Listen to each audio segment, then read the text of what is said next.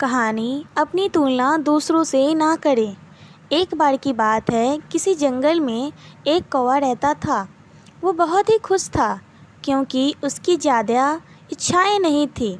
वह अपनी ज़िंदगी से संतुष्ट था। लेकिन एक बार उसने जंगल में किसी हंस को देख लिया और उसे देखते ही सोचने लगा कि ये प्राणी कितना सुंदर है।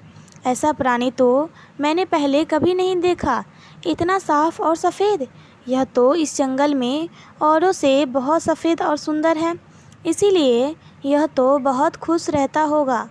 कौवा हंस के पास गया और पूछा, भाई, तुम इतने सुंदर हो, इसीलिए तुम बहुत खुश तो होंगे। इस पर हंस ने जवाब दिया, हाँ, मैं पहले बहुत खुश रहता था, जब तक मैंने तोते को नहीं देखा था। उसे देखने के बाद से लगता है कि तोता धरती का सबसे सुंदर प्राणी है। हम दोनों के शरीर का तो एक ही रंग है, लेकिन तोते के शरीर पर दो दो रंग है। उसके गले में लाल रंग का घेरा और वो सुर्ख हरे रंग का था। सच में वो बेहद खूबसूरत था। अब कौवे ने सोचा कि हंस तो तोते को सबसे सुंदर बता रहा है, तो फिर उसे देखना होगा। कौवा तोते के पास गया और पूछा, भाई, तुम दो दो रंग का पाकर बड़े खुश होंगे। इस पर तोते ने कहा, हाँ, मैं तब तक खुश था जब तक मैंने मोर को नहीं देखा था। मेरे पास तो दो ही रंग है, लेकिन मोर के शरीर पर तो कई तरह के रंग है। अब कौवे ने सोचा, सबसे ज़्यादा खुश कौन है, यह तो मैं पता करके ही रहूँगा। इसीलिए अब मोर से मिलने ही पड़ेगा। कौवा ने मोर को जंगल में ढूंढा, लेकिन उसे पूरे जंगल में एक भी मोर नहीं मिला। और मोर को ढूंढते ढूंढते वह चिड़ियाघर में पहुंच गया, तो देखा मोर देखने में बहुत से लोग आए हुए हैं और उसके पास अच्छी खासी भीड़ है। सब लोग के जाने के बाद कौवे ने मोर से पूछा, भाई, तुम दुनिया के सबसे सुंदर जीव हो और रंग बिरंगे हो। तुम्हारे साथ लोग फ़ोटो खिंचवा रहे थे। तुम्हें तो बहुत अच्छा लगता होगा और तुम दुनिया के सबसे खुश जीव होंगे।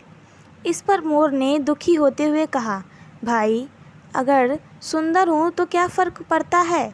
मुझे लोग इस चिड़ियाघर में कैद करके रखते हैं, लेकिन तुम्हें तो कोई चिड़ियाघर में कैद करके नहीं रखता और तुम जहाँ चाहो अपनी मर्ज़ी से घूम फिर सकते हो। इसीलिए दुनिया के सबसे संतुष्ट और खुश जीव तो तुम्हें होना चाहिए, क्योंकि तुम आज़ाद रहते हो। कौवा हैरान रह गया, क्योंकि उसके जीवन की अहमियत कोई दूसरा बता गया। दोस्तों, ऐसा ही हम लोग भी करते हैं।